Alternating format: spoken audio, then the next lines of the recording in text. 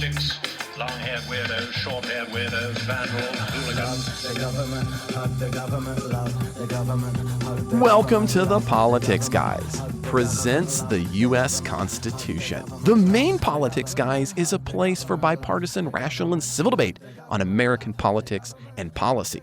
What we're now also bringing you are in-depth series on topics in American politics and policies. Our Politics Guys Presents series will dive deeply, 1 week at a time, into a particular element of U.S. politics. In the Politics Guys Presents the U.S. Constitution, I, Dr. Trey Orndorff, and my co-host, Dr. Ken Katkin, will be diving into the U.S. Constitution, article by article, clause by clause.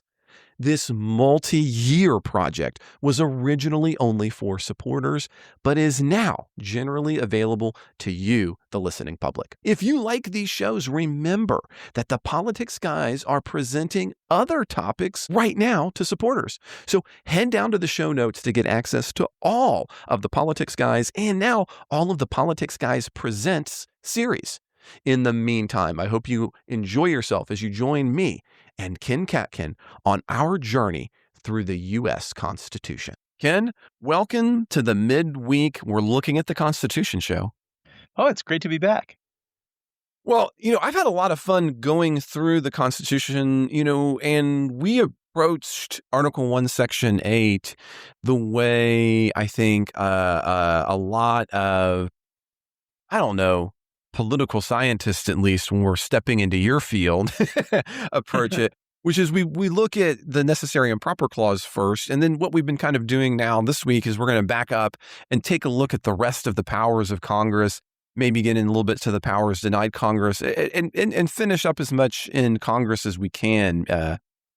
So I was just going to start reading through this a little bit, Ken. One of the big items that comes up first at the beginning of Article 1, Section 8 is this.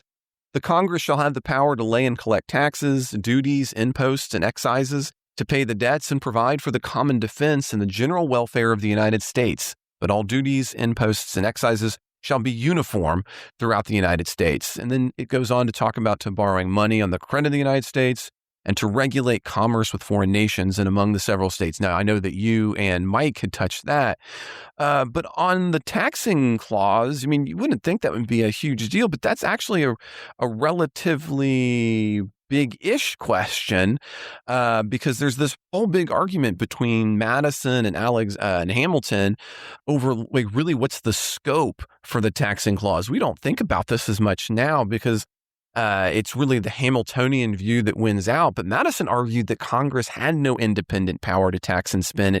It had to be in pursuit of some specific power. Again, very similarly to the arguments that we had when it came to the necessary and proper clause.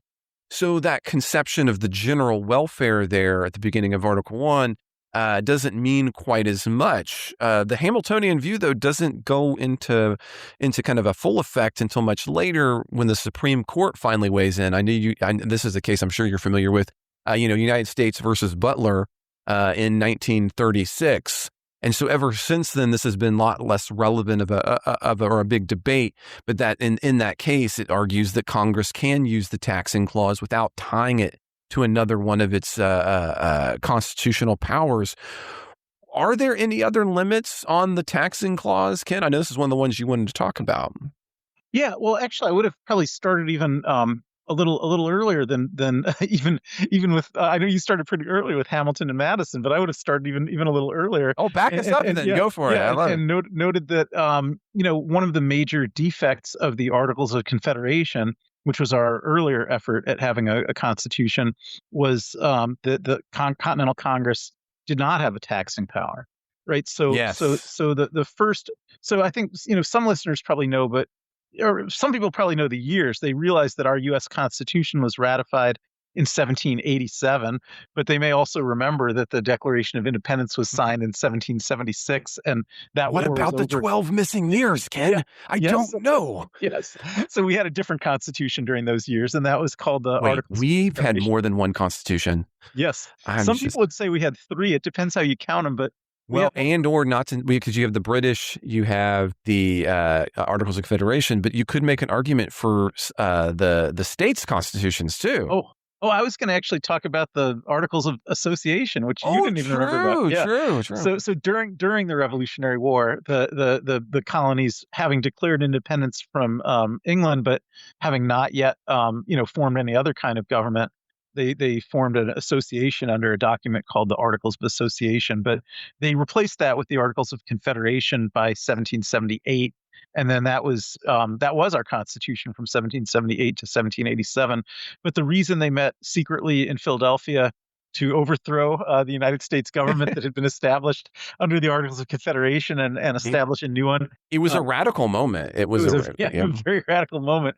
They felt that the Articles of Confederation was too weak for a number of reasons. That if the most essential ends, the most essential reasons why we needed to have a United States government, rather than just relying on the state governments to be independent countries that pledged freedom or friendship with one another. Why have a overriding U.S. government at all?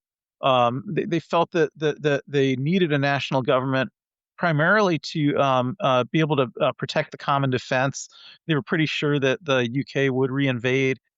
There were potential skirmishes even with France or Spain in the offing, as well as with the Native American Indians, and so there was a thought that they needed a stronger framework for common defense, and also that they needed to establish and enforce an internal free trade zone so that there could be a national economy, which would create conditions for material prosperity. But all of that, they wanted to have some kind of national government. But in their first iteration of it with the Articles of Confederation, they didn't give the they didn't give the United States government any taxing power, and they also didn't create an executive branch or a judicial branch. So the only United States government we had under the Articles of Confederation was what was called the Continental Congress, which is and a the Continental, unicameral. yeah, unicameral, Yeah, continue. and it would make laws and it would not enforce them, and it would not have its own courts to interpret them either. And so they relied entirely on state law enforcement officials and state courts to interpret and apply federal law, and there was just no administration of the United States government, so it could be run cheaply, and they didn't necessarily need to tax, but they didn't have a taxing power, and all of that came to be seen as a hopeless defect. That particularly on the military side, the idea was we're actually going to need a United States Army, or this country is going to quickly, be conquered and defeated and disappear. And there's really no way to have a United States Army other than by having a United States government that can organize it and can fund it. And the only way to fund it is going to be through taxation. So they certainly came to see a need for a United States government that had an executive branch, which would include a military. They had a little bit more of a debate about the judicial branch, and we'll get to that when we get to Article 3. Yeah, But but I'm going to pause you right there and just say we need to talk more about this, but we got to take just a quick moment before, and we'll come back and talk a little bit more about the Articles of Confederation and what some of those framework issues were.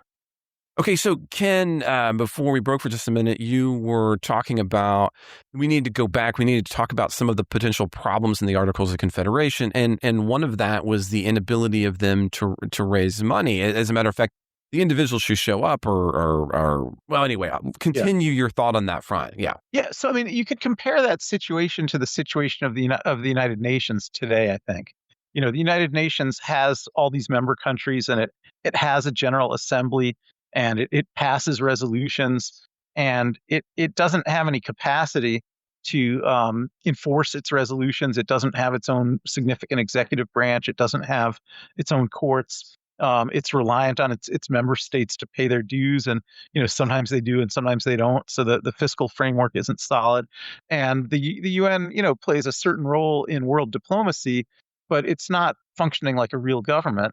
And that is exactly the situation the United States government was in under the Articles of Confederation. So the framers came to believe, although they had different levels of different scopes of their ambition for how much the United States government should do, they all thought it should do something, and it needed some money to do that, some resources to do that, and it needed to be able to raise its own resources and not be dependent on the member states to pay their dues. And so out of that, there was a fairly broad consensus that that not only should the United States Congress have the power to levy taxes directly on the people rather than just having to ask the states to pay dues to support the United States government. But that in fact that's the single most important power that Congress would have, and so that's why it's first, right? So if you look at Article 1, Section 8, what you read it already, but what you didn't mention, although it was implicit in your reading, is that those are the first words of Article 1, Section 8. So all the other powers that we'll end up talking about or that we have talked about come after that, but they start right away. It gets pride of place. Congress has the power to lay and collect taxes. Now, they did put some limits on that, and some of those limits are right in Article 1, Section 8, and some of them are elsewhere, scattered here and there throughout Article 1. So the one that you see right in Article 1, Section 8, they use some terms that the Congress has the power to lay and collect taxes, duties, imposts, and excises. And that does, we might think of sort of technical meanings for excises, imposts, and duties. Taxes is a little more of a generic catch-all term there, but it seems to indicate they have certain ideas about certain kinds of taxes that can be laid, and they're authorizing that. And they end up concluding about the duties, imposts, and excises that all duties, imposts, and excises shall be uniform throughout the United States. So that's the first limitation that we can find on the use of the taxing power. So in short, California couldn't get a different deal than New York when it comes to what's coming through borders and what's being paid. Exactly right. That no matter, so if you have goods being imported in to a port of entry, exactly as you said, no matter whether the goods land in the San Pedro in California or whether they land at Port Elizabeth in New Jersey, the tariffs and duties and imposts have to be exactly the same everywhere. And that's important because one of the things we don't always think about in this era that you're talking about is this question of, are the states going to be competing sovereign entities? And even post the constitutional contract, in what ways can they be independent entities, and in which ways do they have to be uniform so as not to then be trying to have potentially cleavages with them and other independent sovereign entities? Yeah. So uniformity is very important. And interestingly, although you quickly latched on to duties and imposts, which are things that are collected at ports of entry, excises has long been interpreted to mean all excise taxes, which are taxes on transactions. So that might be not just at ports of entry. So, for instance, although most people don't really think about it much, probably most of our listeners have paid a federal excise tax in the last week or two, because one of the federal excise taxes that we do pay is at the gasoline pump. Right. Sure. So there's a federal gasoline tax that's per gallon, and that also has to be uniform everywhere in the United States, the tax rate. So we still see the U.S. government imposing excise taxes, which are taxes on transactions, sales taxes on some items. Now, most of the time when we go to the store and pay sales tax, it's all local and state. There's not federal excise tax on most ordinary sales, but gasoline's not the only product like that. Tobacco would be another one. There's a few products here and there that Congress has decided to impose excise taxes on for different kinds of reasons. I think with gasoline, it's just to try to distribute the cost of the budget of the budget that the federal government uses to fund highways is that way it's kind of distributed across the people who use the highways to some extent.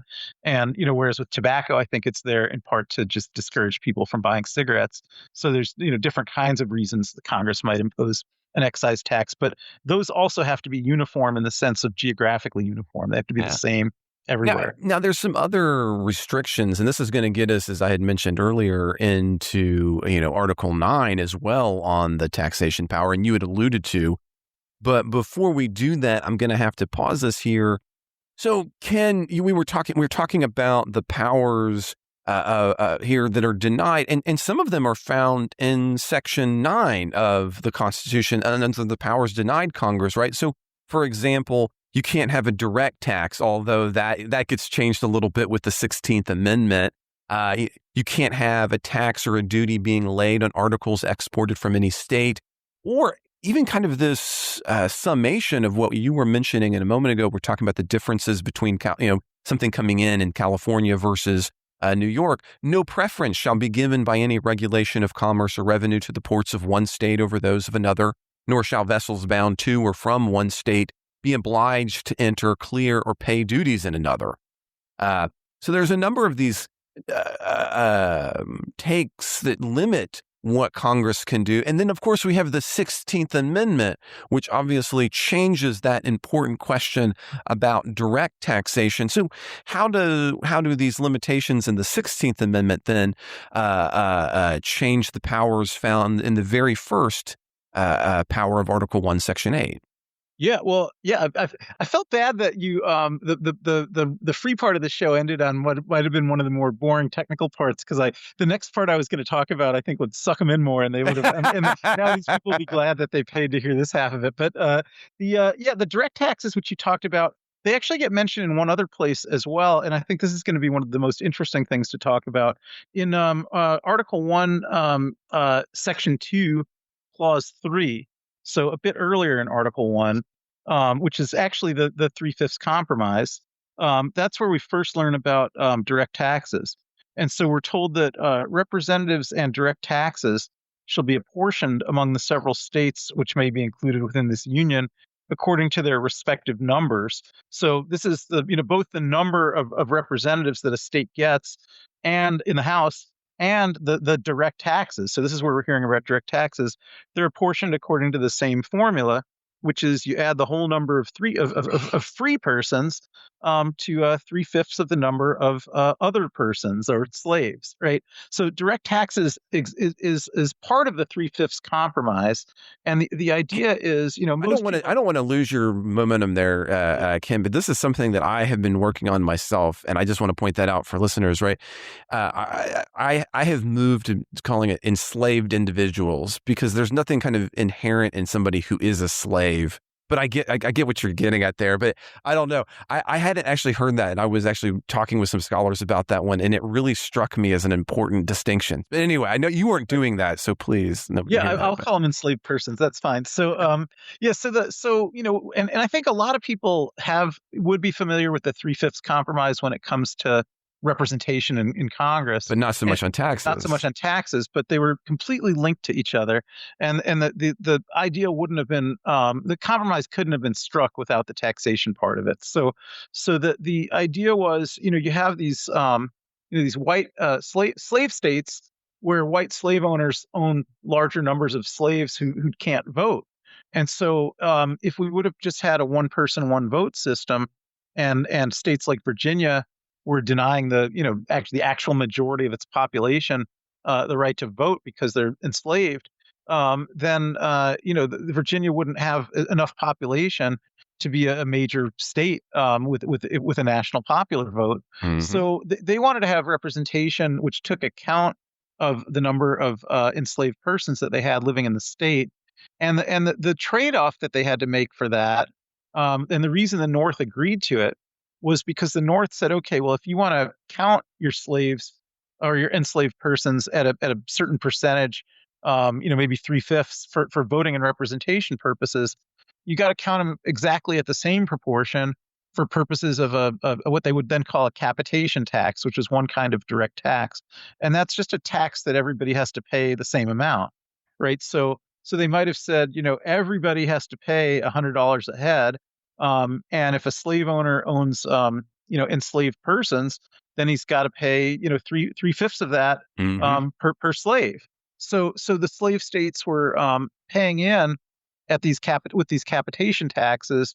Each slave owner had to pay in the amount for themselves and their family members, and also 3/5 of the amount for the number of enslaved persons that they had, and so that meant that the tax burden was falling on the slave states, even without letting their enslaved persons vote, and so they were paying, at least financially, their fair share in proportion with the voting representation that they were going to have. So direct taxes were early on understood to be capitation taxes or head taxes where each person just pays the same amount, but they ended up being understood to also include other kinds of property taxes. So, we might think of, we own our property in ourselves. So if there's a head tax, I own a property myself, so if they're charging $100 a person, I have to pay that tax. But I might also own a house or a car or something like that. And direct taxation does allow for property taxation on real property and personal property. Um, but then you might ask, well, then why don't we pay any federal taxes? On why don't we pay federal property tax or things like that? I mean, we do pay a few federal excise taxes, as we just talked about. But the answer to that comes again from some of the limitations that you mentioned in Article 1, Section 9. And so Article 1, Section 9, which puts limits on the powers of Congress, tells us that, and this is in clauses 4 and 5, no capitation or other direct tax shall be laid unless in proportion to the census or enumeration hereinbefore directed to be taken. Now, that's extremely dense language, Yeah. and it did link to the 3/5 compromise, but what it's getting at is the idea that if there's going to be any kind of direct tax, either a property tax or a head tax like a capitation, Congress can levy those taxes, but they have to be collected in proportion to the population of each state, and that's called an apportionment requirement, right? So if we think of it in terms of a head tax, the math just works out automatically. If there's a head tax on every person and it's $100 a head, well, if two states have the same population as each other, they're going to contribute the same number of dollars. If one state has twice as many people as the other, it's going to contribute twice as many dollars because every person's paying the same. So that's apportioned, and that apportionment is required.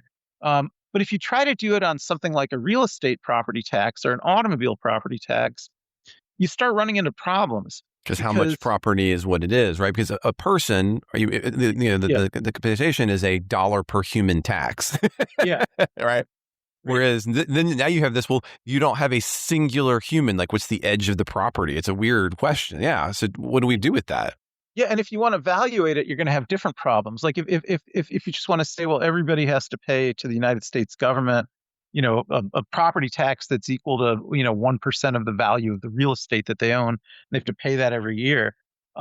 That's going to wind up not being apportioned because because in some states the average property values are just higher than in other states, right? So if everybody's paying 1% of the value of their property, then on average, the wealthier states with higher property values are going to be putting in more per person than the poorer states with lower property values. And so that would fail the apportionment requirement, because the idea is that the apportionment requirement would mean each state has to put in an amount that, once you divide it by the population, is the same amount per person. So typical kinds of taxes that are used by state and local governments, like property taxes and things like that, they could be direct taxes, but they if there's going to be a federal property tax, it would have to be apportioned. And now it would not have to be uniform. It's only the excise taxes that have to be uniform. So I think it would be legally possible for Congress to pass a law and say, well, there's a federal property tax, everybody's got to pay it. And if you live in Kentucky, that's 2% of the value of your property. And if you live in Connecticut, that's only 1% of the value of your property, because that's what it takes to make it apportioned, because the Connecticut property values are twice as high. And so that would be legal, but that wouldn't be politically possible, I don't think. And so the one use of direct taxes that was politically possible was the capitation tax during the time of the 3/5 compromise. But when we end up ending slavery in this country and amending the Constitution to get rid of the 3/5 compromise, then nobody really has that much interest in a capitation tax anymore. And we don't have other kinds of property taxes. So it's sort of that apportionment requirement mostly makes the direct tax power fall into disuse. And that gives rise to one of the big controversies that I know when we emailed each other, Trey, you mentioned this one, but the Pollock case, which was decided in the late 19th century about income taxation. So Congress starts enacting income taxes during the Civil War, but then kind of keeps enacting them on and off after that. And they eventually get challenged as unconstitutional. And Congress tries to defend the income tax as a valid direct tax that's directly authorized by Article 1, Section 8. So, Congress is saying, look, we have the power to lay taxes as well as duties, imposts, and excises. We can lay taxes as long as the taxes are geographically uniform. And we're laying an income tax. That's a tax, and we're laying it in a geographically uniform way, so it should be valid. But the U.S. Supreme Court in Pollock says, well, it could be valid, except that for the reasons you and I just talked about a minute ago, um, if an income tax is a direct tax, then it has to be apportioned. And that would mean that you cannot actually have a uniform national rate. You have to have a higher rate in the lower income states and a lower rate in the higher income states, because that's the only way you could get the states to pay, in proportion to their populations, but in equal amounts otherwise, equal per person amounts. And so Pollock strikes down the federal income tax as unconstitutional, not on the ground, as is commonly thought, that Congress didn't have power to levy income taxes, but only on the more narrow ground that Congress didn't have power to levy unapportioned income taxes, and they'd have to apportion them. But No, that if they, yeah, but in I'm sorry. 1895, of course, I mean, those true, but at the same portion, there probably wasn't a way you could have apportioned it, as I understand it, right? There wouldn't have been a particular way to say, well, here's how we're going to divvy it out so that it would have passed that constitutional muster. Yeah, I think you're right. I mean, I think you're right. I mean, it would have been complicated for sure. I guess they could have. I mean, they didn't have computers, but That's in what I was print, wondering. yeah, Like, yeah. when I've oftentimes looked at, learned about, and done this one, it has been the answer that what your answer was is exactly right. Yeah. But that effectively the court then was making it technologically impossible for that, even if it was theoretically possible. Yeah, I think that's right. I mean, maybe the Census Department could have collected some rough kinds of data about just average income in different states, and maybe they could have done some rough kind of truing up. Like they might have been able to get the sense that I'll use Kentucky and Connecticut as examples again, because that's a very poor and a very rich state. Maybe they would have figured out that people in Connecticut on average earn about 50% more than people in Kentucky. And maybe they would have said, well, we can't, get this exact, but if we charge, a third more in Kentucky, a third higher rate, then that'll make up for their lower incomes.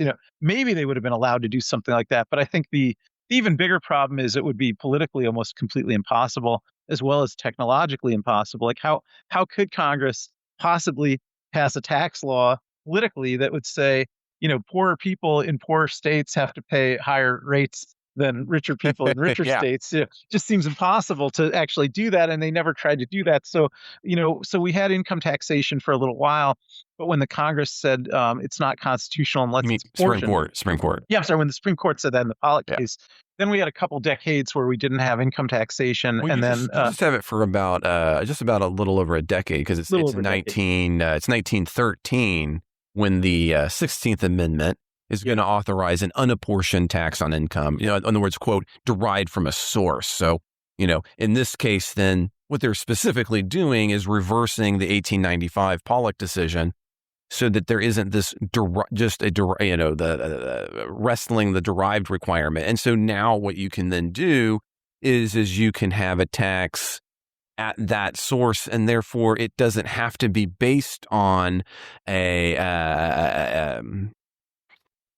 apportionment, right? Yes, I couldn't think of a portion. Oh my goodness, thank you. I don't know why that was. And that word is in the 16th Amendment, right? So Yes. the 16th Amendment, yeah, I'm looking at it. expressly says, yeah, the Congress shall have the power to lay and collect taxes on incomes from whatever source derived, without apportionment among the several states, and without regard to any census or enumeration. So those last two phrases, without apportionment among the several states and without regard to any census or enumeration, that is to overrule Pollock. So which is actually only one of only 4 times that ever happened, that a constitutional amendment directly overruled a specific U.S. Supreme Court case.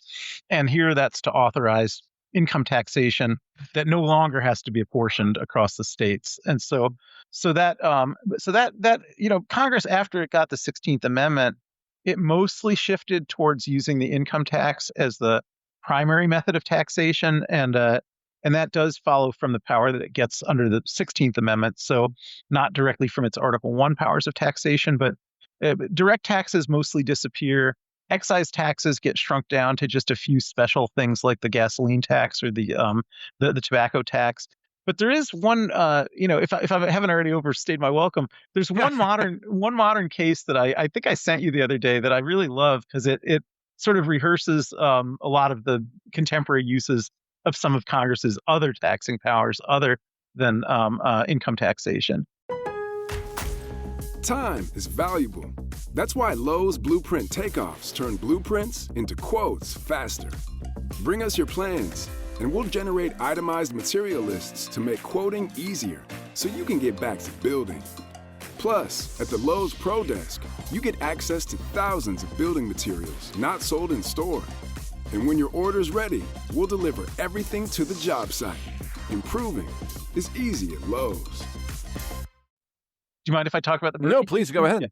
Yeah. So there's this great case from the U.S. Court of Appeals for the D.C. Circuit in the 21st century. It's a 21st century case called the IRS against Murphy. And what happens in this case is Mrs. Murphy is she works at a bad job. She's got a bad boss, and her boss is always giving her a hard time. And she decides to leave the job, but her boss starts calling like everybody else in town and saying, don't hire Murphy. She's the worst. And it becomes actually impossible for Murphy to get a job elsewhere because the boss is on this bad mouthing campaign. And she ends up leaving the job and suing the boss. And she, we were talking earlier in today's regular show about the defamation case that Dominion Voting filed against Fox. So that's what she does. She files a defamation case against her boss, and she ends up winning a big defamation judgment. And part of that judgment is also for a tort called intentional infliction of emotional distress. So now, she gets. I'm going to pause you for just a second because I think some listeners might be gone. This is something I have to explain in my intro class. A tort is, Ken? A civil cause of action. Right. So it's not a specific statute you're violating, but could be a statute. But the key is that it's not a crime. Yes. You can sue somebody for doing you harm even if they haven't committed a crime. Okay, continue. That's an important point for your story. I just want to make sure. Yeah. So this is a civil case. The boss is never prosecuted by any prosecutors, but the employee, Ms. Murphy, sues her boss, and she claims that she's been harmed by her boss because she's been defamed and she's been subjected to intentional infliction of emotional distress. And so she's suffered harm to her reputation and harm to her emotional well-being. And she wants to be compensated for that in this lawsuit. And she ends up winning, and she gets a big judgment. It's like over $1 million judgment. And the boss somehow does pay it. So she collects all this money because she won this lawsuit. And then she ends up getting a letter from the IRS, and they say, well, we're going to consider that to be taxable money. They said, in fact, they told her, we do have an exception in the Internal Revenue Code for people who suffer physical injuries and then get compensated for their physical injuries. We don't tax that. But because this wasn't a physical injury, but rather a reputational or emotional well-being injury, we do tax it. So you're going to have to pay tax on the value of your judgment.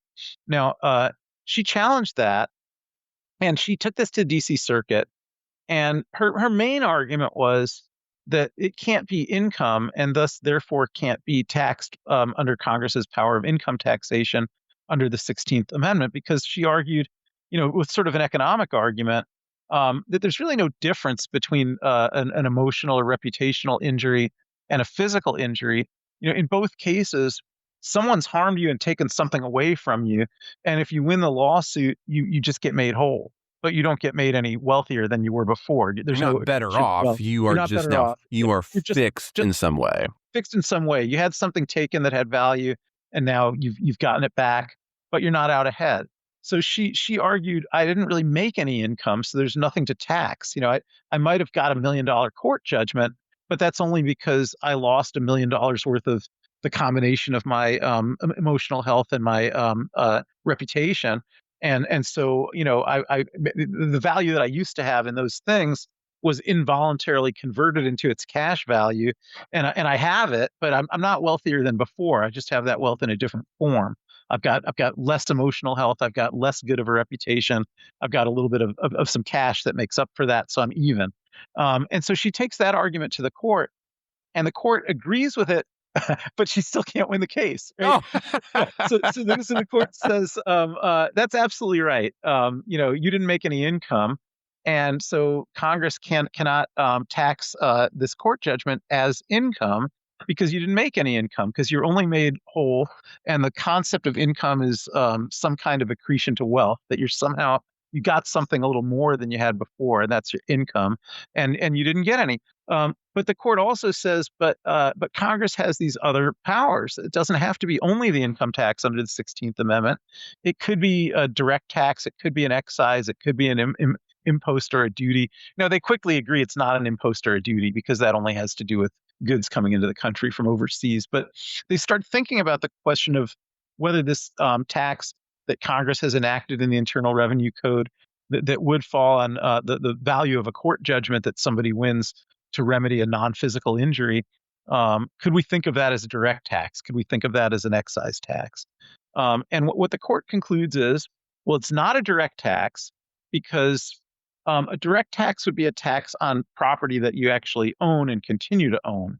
And although maybe Congress could put a direct tax on something like reputation or emotional health, they would have to put that, that direct tax would have to be put on everybody. Because even you and me, who haven't had anybody take away our reputation or had anybody take away our emotional health, well, our reputation has value and our emotional health has value.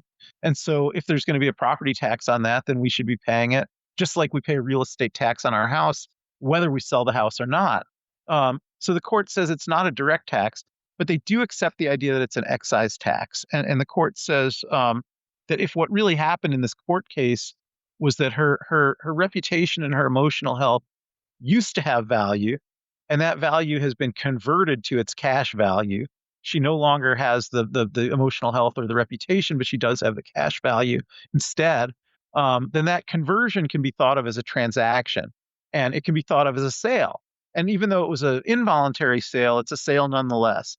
And so it can be taxed as a sales tax, and there doesn't have to be income, for exactly the same kind of reasons that, like, if you go to the used bookstore and you look at the remainder rack and look at the stuff that they've really marked down a lot, they might be selling that book at a loss compared to what they paid for it just to get rid of it, but you're still going to have to pay sales tax on it.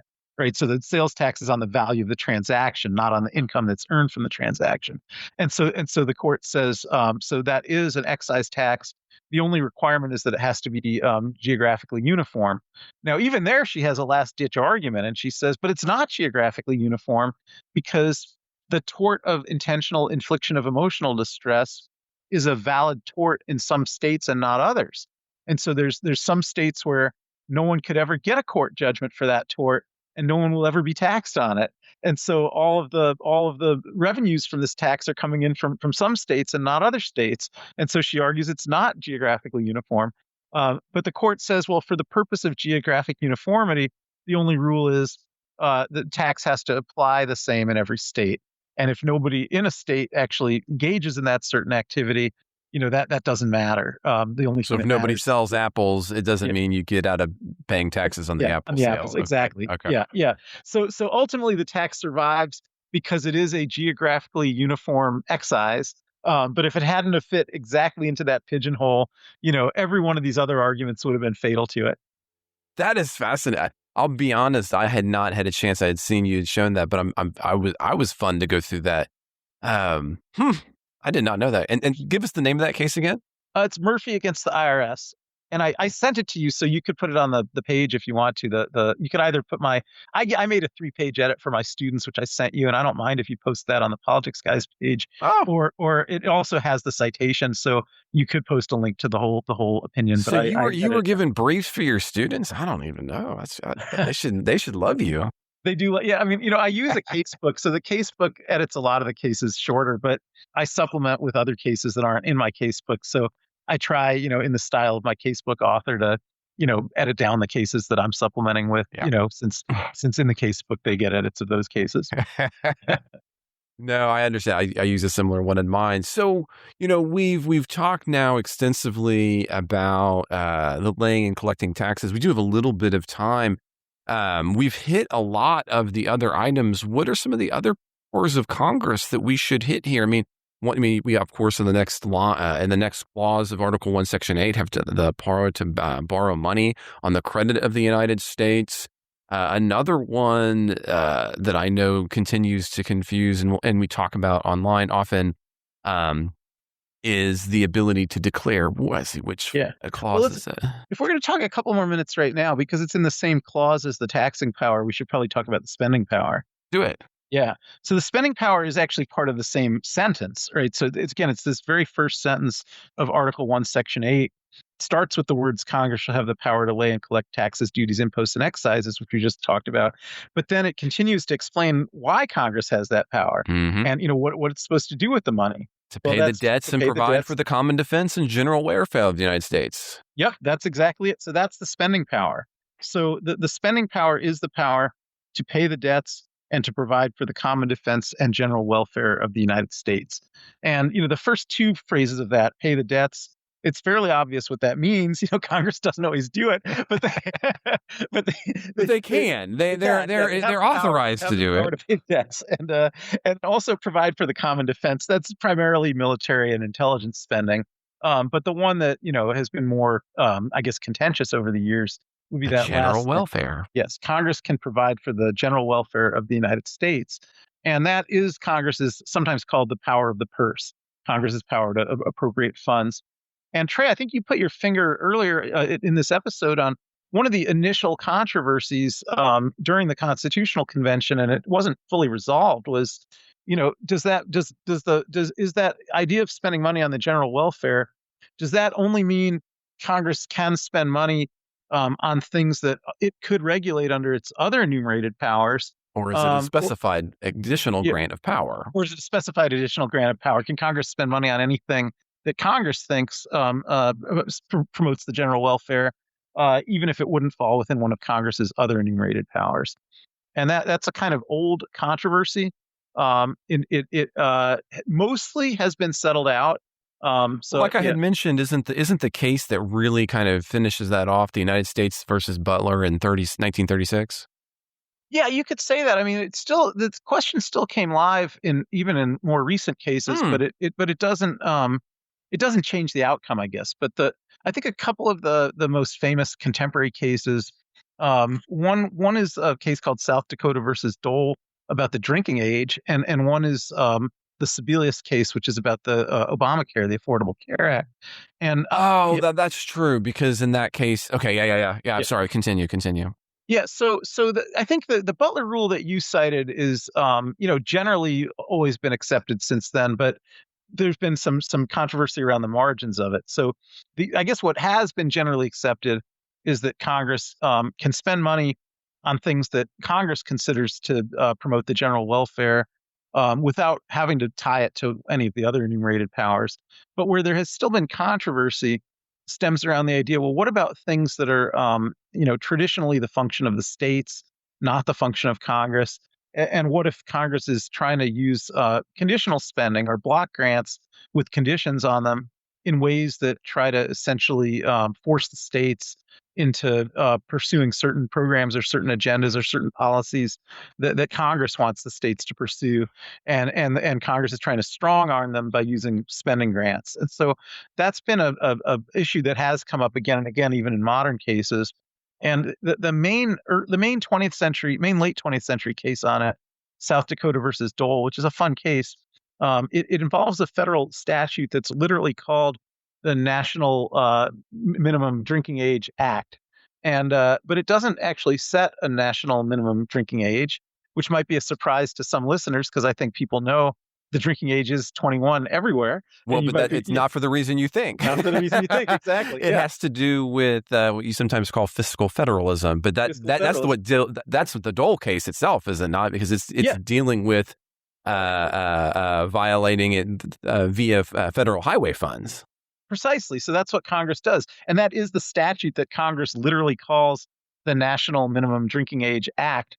But what the act says is it doesn't say something as simple as there's a national minimum drinking age of 21. Because that would be unconstitutional. Because that might be unconstitutional under the 21st Amendment for reasons that, we don't really know, but people thought it might be. And so Congress is just, says, well, we have a formula already that we use where the U.S. Department of Transportation gives block grants to all the states to fund the maintenance of their interstate highways.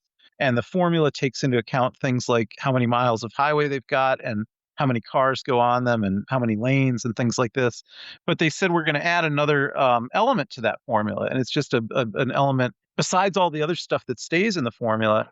They say at the end, is the drinking age in this state at least 21?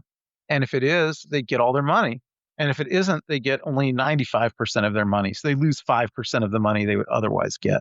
So that was enough to push every single state up to 21. There were a few very short-term holdouts. Louisiana held out for a couple of years. Ironically, the District of Columbia was the last place to hold out because they didn't have any interstate highways. They didn't care. Yeah. You're not giving any money for the thing I don't have. Yeah, no, it is a funny one.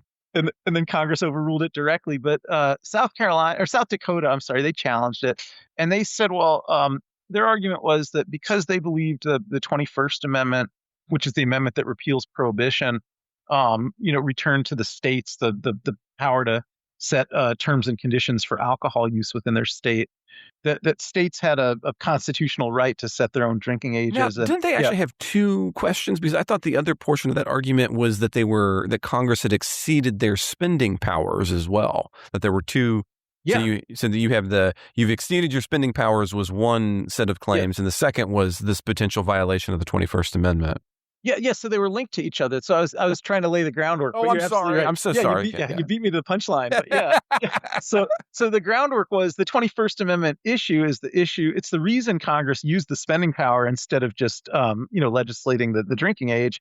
But it's the same argument where the state is saying you're not allowed to use your spending power in that way because you're basically trying to use this federal highway funding money, which, you can't, the state acknowledged that Congress can authorize federal highway money under the spending power, but the state argues, but you can't use putting strings and conditions on the federal funds as a means of trying to take away states' rights on issues that states have a constitutional right to decide for themselves. So the arguments are linked, right? South Dakota is saying because we have a 21st Amendment right to set our own drinking age, that means Congress is therefore prohibited from using Congress's spending power in a way that would take that choice away from us. So that's the argument that South Dakota made. So they argue that there's sort of these external limitations on the spending power, that Congress can appropriate funds, but Congress can't put strings on the funds if those strings would be forcing states to make different choices than they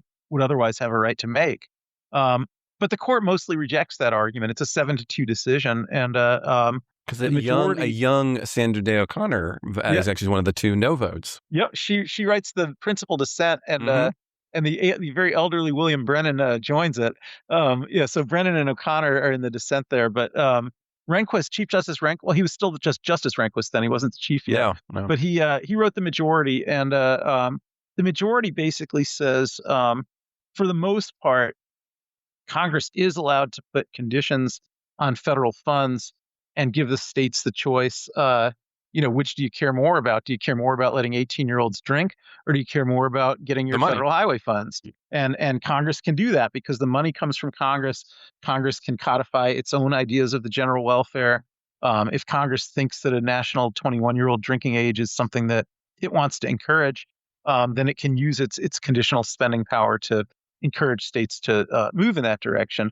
Now, there is some language in that Dole case about that there might be limits on that if it's unduly coercive, right? Unduly coercive, exactly. Yeah, that's the limit. So in Dole, they don't find that this was unduly coercive. The Rehnquist's analysis of this is with the Drinking Age Act. He says, look, it may look coercive because it's true that all 50 states changed their drinking age, but one might look at that and say it was coercive enough. They all did what Congress wanted. But Rehnquist responds to that by saying, but it doesn't necessarily mean they were coerced. It might just mean it was a super good deal, so they all took it. That they all said, well, we could have millions of dollars, or we could have 18-year-olds driving around drunk. I'd rather have the millions of dollars than have the 18-year-old driving around drunk. So he's saying they don't need to be coerced. And just from the fact that they all made that choice, that could be, you could infer they were coerced, but you could equally infer it was such a good deal that nobody would pass up a deal like that. As a matter of fact, that case fundamentally changes a lot of the ways then Congress will end up legislating things. They don't end up stopping just with drinking ages. Yeah, that's right. They use conditional spending a lot, and usually successfully, right up until the Sebelius case, which is the first and only case so far where Congress is held by the Supreme Court to have crossed that line. So what happens in the Sebelius case is it relates to a section of the Affordable Care Act that deals with Medicaid. Not most of the other parts of the Sebelius case are about different parts of the Affordable Care Act, and mainly about the individual mandate parts that people have to. So most people have to buy insurance, but in the Affordable Care Act, there's a different provision that deals with people who are too poor to buy insurance, and so there had already been a federal program since the 1960s called Medicaid, which does pay for insurance for certain low-income people. But it's administered through states, and so it's mostly paid for by Congress. But the way it was set up in 1965 is states can decide whether they want to have a Medicaid program or not. And if they want to have a Medicaid program, they have to provide health insurance for certain low-income people.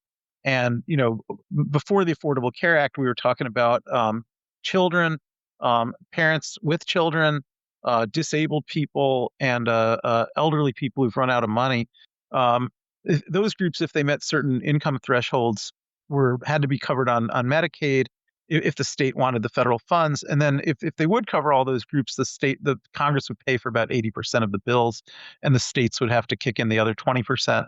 So when the Affordable Care Act came, Congress amended that Medicaid program, and they said, well, from 1965 to 2010, a lot of low-income people could get covered on Medicaid, but not all low-income people. So if you had people who were not children, not parents of children, not disabled, not elderly, just poor, they didn't automatically get coverage through Medicaid. And that changes in the Affordable Care Act. But the way that changes in the Affordable Care Act is Congress says, okay, if the states want to continue receiving any Medicaid funds at all to cover anybody, then they now have to include cover everybody who meets the income threshold. And if they don't want to cover all the low-income people in the state, then they're kicked out of the entire Medicaid program, and they can't continue to get federal funds to keep covering low-income children, low-income disabled people, low-income elderly. The 80% share, yeah. Yeah, they can't get any of those funds to cover those people unless you can't carve one out. Can't carve one out. Yeah, it's got to be all or nothing. You're either in Medicaid or you're not. And if you're in it and you cover every single poor person in the state, the Congress will keep paying the 80%. But if states don't want to cover every single poor person in the state, then they get nothing from Congress. So that's the change that Congress legislates in the Affordable Care Act. And when that gets challenged in the Sebelius case, that's the only case so far where and it's actually a 7-2 majority on this point also. So it's surprising a few of the Democratic justices cross over and join the Republicans on this. They hold that under Dole's test of undue coercion, that condition is unduly coercive. And the court's reasoning is that every state has a need at this point in time to participate in Medicaid, that even though there wasn't any Medicaid till 1965, by now it's an extremely important state government program in every state. In average state, it's about 40% of the state government's budget for the whole entire state government, and a whole lot of people. That's just a tiny piece that they're paying, not the. Yeah.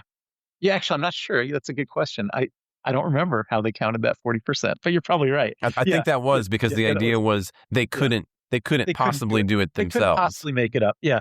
Well, that's obvious. They couldn't make it up even no matter which way it was calculated. It's an enormous amount of money they were getting from Congress, and they wouldn't be able to cover really anybody. And so the way the court looked at this, they say if Congress is telling the states, you have to make big changes to the Medicaid program and start covering a lot more people, or else you have to get kicked out of the whole program and get nothing, then it's not like the drinking age case where a state could decide which is the better deal. It's really just impossible for the state to do anything other than knuckle under and make the changes that Congress wants, because they have no realistic option to not take that federal block grant. And so the court read, a counter-textual exception into the statute. And, even though this is not what Congress codified, it's what the court said had to be required. The court gave the states the option of not making any of the changes. So states could opt to continue under the pre-Affordable Care Act Medicaid program and funding formula, or they could opt to take the expansion. And initially it's split about 50-50, but over time, more and more of the states have opted in. So I think Actually, I don't even know what is the balance today. I haven't looked at it in so long. I couldn't tell you. I think it's 39-11 now, and I think most of the states that are not opted in are small states. Although Texas is one of the ones that's not opted in, and that's a very big state. Yeah. Well, Ken, we've really done all the money things today, but I guess we need to bring our Constitution show to a close. I've really enjoyed doing this. It's both fun to know the things that we know together, and then for each of us to fill in additional pieces. I hope you've been enjoying it too. Yeah, and I'm actually glad we had the time to do taxing and spending together. I feel like they belong together. They do, because why out? If you can't spend it, why take it? Why have the taxes at all? Yeah. Well, if you're listening to this show, it means that you are a supporter of the podcast. So I'm just going to go ahead and encourage you to make sure that you're getting all you can from being a supporter. If you haven't already logged in, I know a couple of new people in response to some of my questions have joined in on Discord. I would love for more of you to do that. But, take a look at our levels of support and see where you're at and see if you'd like to join us in different ways. Again, since you're doing this, you know that all of these kind of support links are in the show notes. Again, as well at politicsguys.com/support. So please take a look at all of that and get involved with us. I'd love to know what you guys think. You can also always, of course, shoot us mail at politicsguys.com if you don't want that to be on social media. But of course, as you know, we're on social media. It's all in the show notes. So I'm going to leave it there and say before we leave it, Craig, can we do our recommendations? Oh, we didn't do recommendations on the main show, did we? Instead, yeah, go ahead. Well, I do not have. It's going to be the Ken's recommendation day because I don't have one right off the top of my head. Trey, the reason I remembered to do it is because you reminded me. I know, then I forgot. Well, you know what? I do have one. I'm sorry. Go ahead. Do yours first. Okay. Well, you know how much I love reading about the Cold War, and I did it again. So I got this book. It's a German book, but it was just translated into English, so I was able to read it in English. But this German historian named Volker Ulrich wrote this book that in English is called 8 Days in May, and it's kind of a follow-on to a very famous history book by Hugh Trevor Roper that was called The Last Days of Hitler. So Hugh Trevor Roper, right when Hitler killed himself, he was sent over there by British intelligence to find out if Hitler was really dead, and he wrote a kind of narrative history of the last 10 days of Hitler's life, ending in his suicide. And that's a very successful book that came out in 1946. And what Volker Ulrich just did in this book, 8 Days in May, is he just picks up on the next day.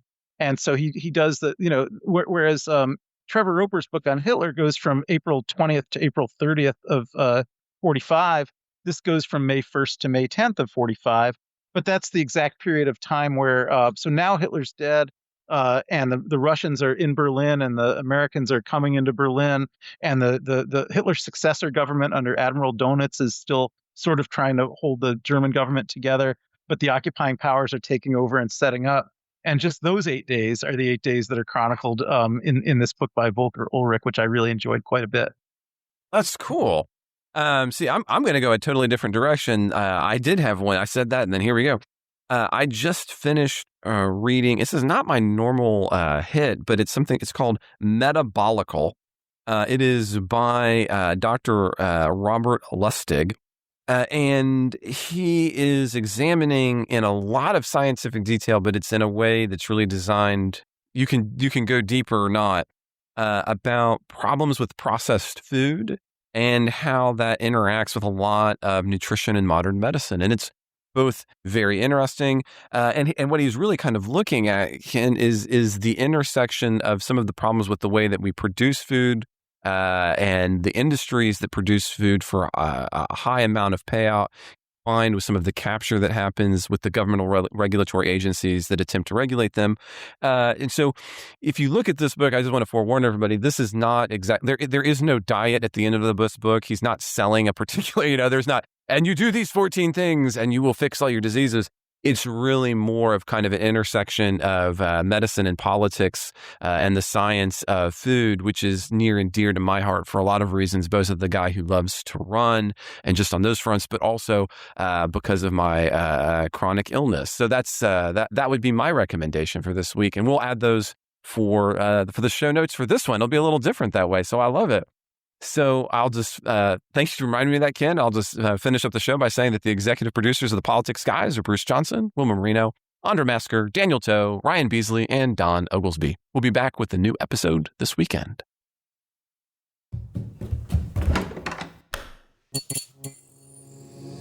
This podcast is part of the Democracy Group.